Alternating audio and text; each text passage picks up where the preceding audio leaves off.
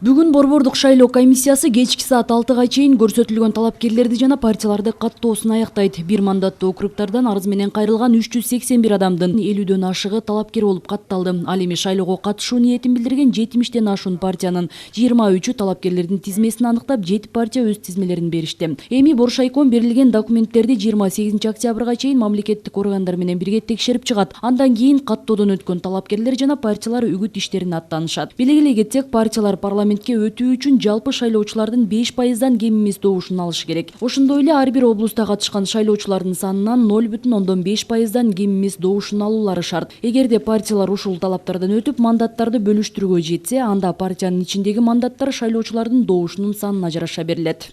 Бул жолу дагы талапкерлер үчүн мамлекеттик массалык маалымдоо каражаттарында акысыз эфир берилет.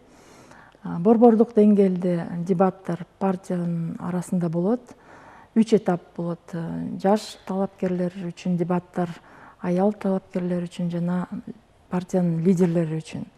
Ал эми областтык медиа борборлордо ошол бир мандаттуу округдар боюнча катталган талапкерлердин арасында дебаттар болот.